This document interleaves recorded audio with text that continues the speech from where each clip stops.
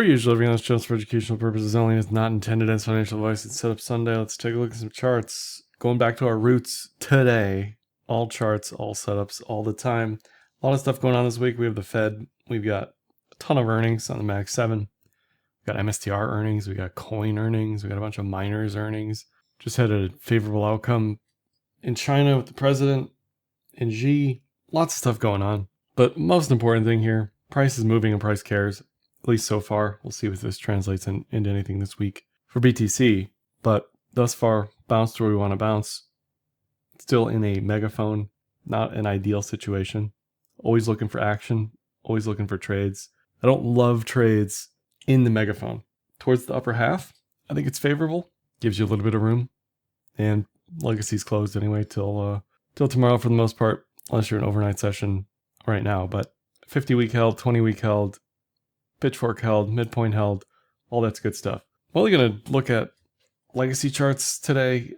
That's where most of the volume is anyway, where most people care about what's going on. Alts still need 20 to 50% moves higher for me to care. From there, alts could go plus 400%, right? So it's like, who cares? You're waiting for confirmation on any of that stuff anyway. Doesn't really matter to me. I just don't care. For BTC, IBIT here, it's of course delayed because it's not open, but anything above 65, and the cloud likes it. Still in the megaphone, obviously, but 65 to 69 would be the level where I would want to get positioned and ready to go and be ready to get hurt again, just like I was at 65 a couple weeks ago at this point. Upside is still significant, right? People often ask me on sizing, this is a full account leverage margin sizing situation for me. October, the first breakout wasn't. This next breakout certainly will be. So the question you always have to ask yourself is, do you want to trade everything full account or not? My guess is not.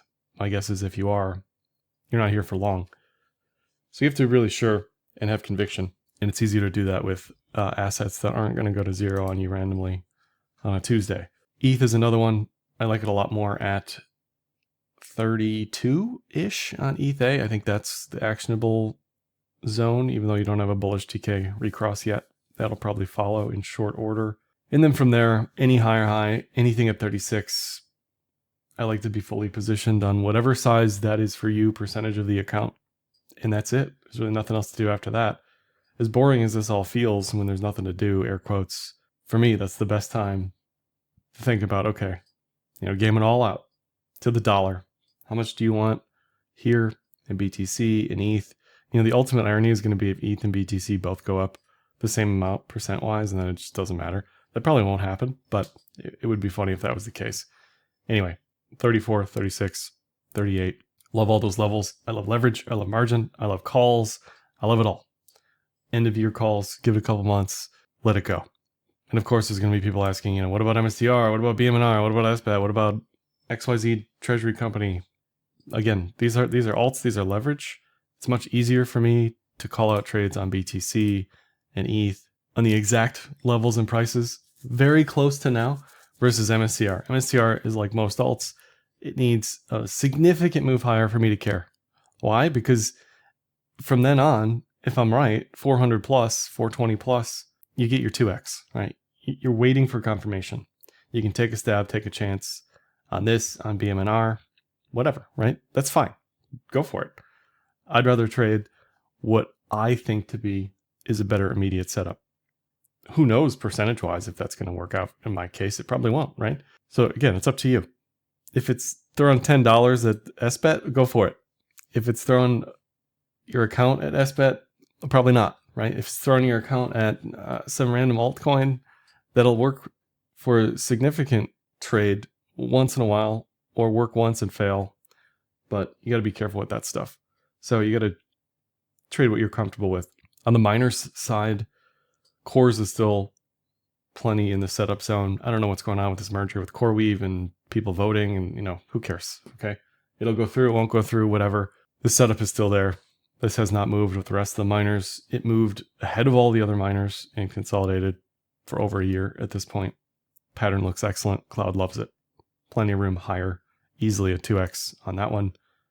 And Marathon, something I've not talked about in a serious way in years. I don't know. On a high time frame, It does have a diag worth watching. I don't think this is a today trade. I don't think it's a tomorrow trade. It's probably a 23 plus that you're looking for level-wise to care. A lot of people rotate into this early and are sitting there flat watching it do nothing, and it may continue to do nothing. But when this thing gains momentum, potentially, again, I don't think this is a today trade. BTC and ETH probably move before this, but 23 would be the level. I think Cores is a yesterday trade. It's a today trade. It's a tomorrow trade. I think Coin is also probably another one where it was a little bit early. Maybe the direction ends up being correct eventually, but it's kind of a mess. If you're generous, maybe you argue that this whole thing is an inverted head and shoulders and not necessarily how I've drawn it as a giant megaphone nonsense.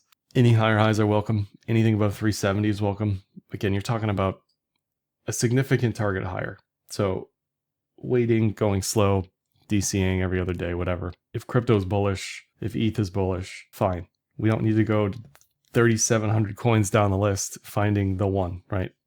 For most people, sticking with these is fine. And if we look at coin against IBIT, as a Bitcoin maxi, this is honestly concerning because this is suggesting that coin will outperform here. So it's definitely something I'm watching. It's basically alts over BTC, not unlike the alt BTC pair, not unlike dominance, honestly, in some respects. If this starts to move above 580, that's going to be unfortunate for my BTC position, but it does look very favorable for coin outperformance relative to IBIT. We'll see what we get.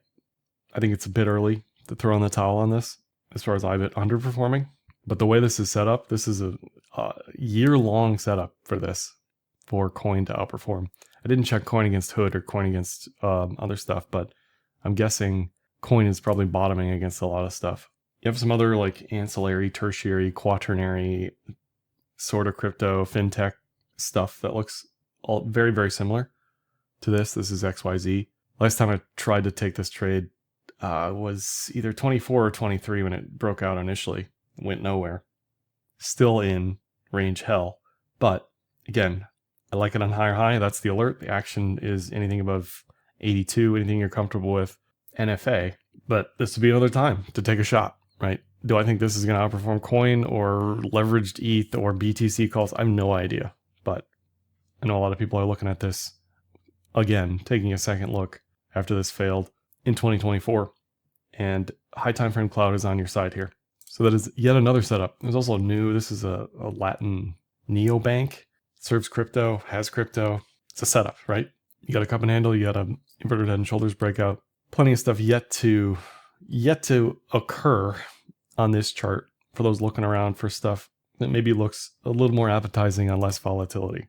On the legacy side, so that's crypto. I mean, look, it's Bitcoin, it's ETH. Until that stuff moves, I don't care about anything else. ETH at 16 on a daily close. No harm in pre-positioning for any of those things. Buy what you like, do it slow. If you're wrong, you're wrong. If not, you're in early. For gold, this is the 2618 I have highlighted. I don't see gold necessarily matching its previous momentum anytime soon. I know, brave, bold take. This would favor other things moving that aren't gold. A rebuy would be 355, but even then, the expectation wouldn't be another mega massive move anytime super soon.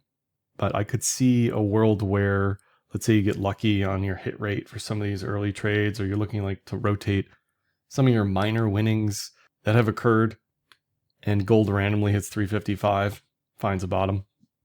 Then I like it as a rotation trade, but I don't think there's anything to do here whatsoever. Haven't hit a new trailing stop loss low yet either. So just kind of is what it is. You know, it's consolidating after a very, very large move. And that's typically when BTC tends to have a shot. One of the better looking trades out there is DXY. And certainly don't hope we have to think about whether or not DXY and BTC moving together is bullish for BTC. Typically, these do not correlate together. These do not have a high correlation, a high positive correlation. Typically, they have a negative correlation. This is one of the better patterns you'll see that's out there right now.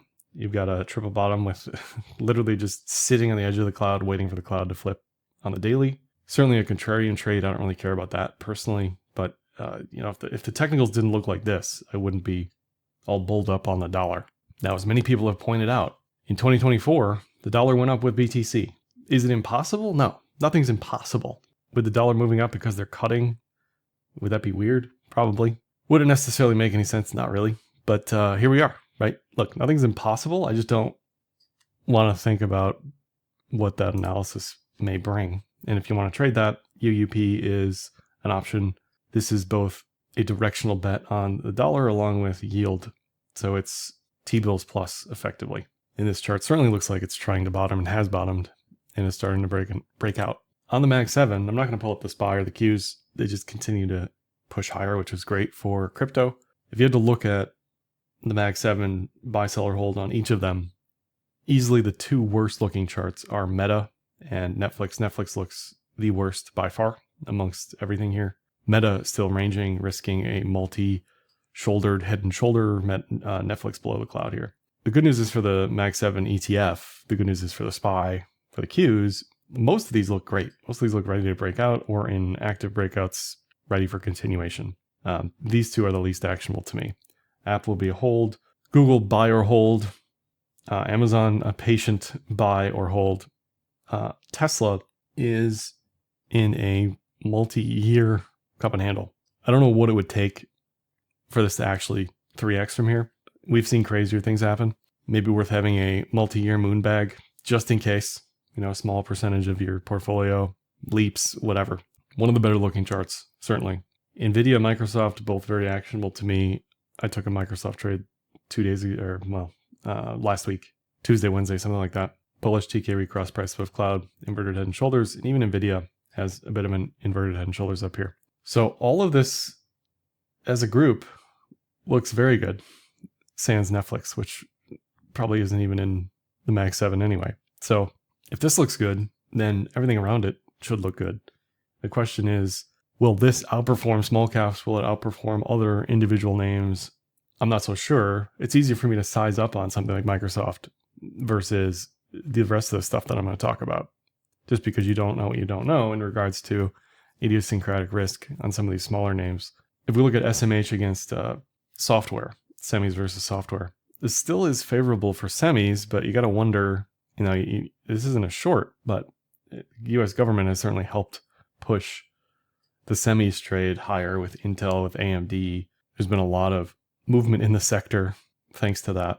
So again, on a relative basis, it still favors Nvidia. Like, who cares, right? Who cares about anything else? Nvidia, Micron, AMD. This Micron chart is insane. I don't think it's a buy here. To be clear, it's up almost 300% since the low in April. But this is why semis have outperformed software. On the software side, you've got CrowdStrike setting up. This is a new all-time high, actionable today, yesterday, tomorrow. You've got Zscaler, again, actionable, new all-time high. So one of the reasons I'm showing all this stuff is there's plenty to do that isn't just like slamming your head against the wall trading altcoins. Whatever these are is what they are, but they're at least moving while you're waiting for confirmation on something like MSTR, or while you're not trading BTC and ETH. There are plenty of charts. Path was another one somebody had mentioned a while back, but this also has a bottomy attempt. Not pretty, but it's in the IGV ETF. It's in the software conversation. STNE also in the software conversation. And I'm certainly a bit of a sucker for a multi-year bottom like this, very reminiscent of Hood, Wyckoff accumulation, that sort of thing, even though it isn't necessarily Wyckoff accumulation.